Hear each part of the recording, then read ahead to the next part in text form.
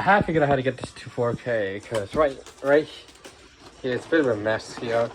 But I got this capture card here, which is connected to the Switch, and it's actually forcing the Nintendo Switch to Apple 4K, which is outputting to this monitor here. So if I go ahead and press the power button here, I'm not quite sure what this sound is all about. So you can see it works. Now I'm gonna go ahead and get one of my Pro controllers.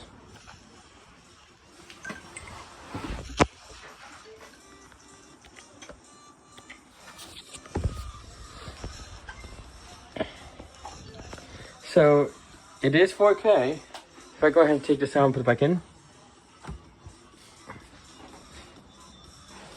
Look at the monitor right here. We got 2160. 4K. Baby. And you saw I was doing Gundam Breaker 4. But I did not, for some reason, the camera that says that default resolution decided to be 1080p. That's a little bit annoying. I wanted it to be 4K. Because Gundam Breaker 4 is, I believe it has that upgrade for Switch 2. Because I was able to play the level really smoothly. Got Tetris 99, I believe that has the enhancement update as well. Mario World, of course. As you can see here. So this is a 4K portable monitor. Unfortunately, no touch.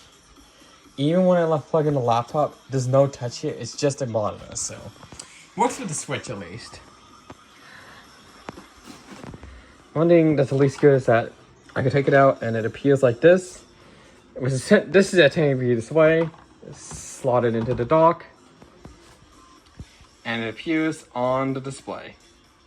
So it briefly goes out like that. Backlight comes on, and there we go. So. And also, it's using Ethernet. So, the reason there's no Wi-Fi is because it's doing the connection to Ethernet, as you can see here. Because I have an Ethernet cable connected. So, oops, sorry, hit there. But yeah, the Switch 2. Used for Gundam Breaker 4, but now it's actually in 4K resolution, which is much better, definitely much better. It's kind of a mess here, and if you're wondering, yeah, apparently the Windows operating system was actually reinstalled from Microsoft Code Media, not Lenovo Code Media, and now I just flashed the Lenovo Code Media from their website. So that's why you see my laptop like that, because I'm gonna check to make sure the wallpaper is the same. I believe it is the same. So,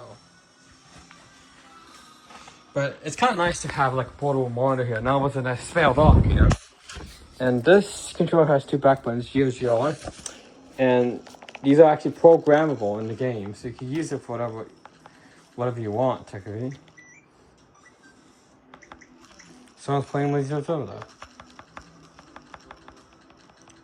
So for Mario Kart World, I set this one to be decelerate, and this one for the use item. So, and then if we go into here, for Portal 2, this is my use button. This does nothing. I just have this one as my use button. This one here. This one right now does not do anything. So if I go to Portal 2, and if I hold the home button, I think it takes a while for the load. There we go. You can see I got it for the use item, which is DX. So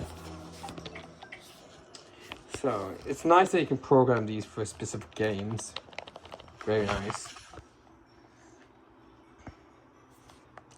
So at least that's good about the Switch 2. And you can also swap A and B, although it's not going to be reflecting on here, but yeah. But yeah, that's the one thing I like about portable monitors. They allow you to connect the Switch. Although For the Switch 2, you cannot use just this cable to connect. On the Switch 1 and on the Switch 1 models, you can actually use this single cable to connect the Switch 2 to portable monitor. That's simple. It's like if you plug in a laptop with this one cable. One cable does it. So, but unfortunately it doesn't work for this one here. Which is kind of disappointing. Because it uses proprietary protocol, so yeah, it doesn't really work.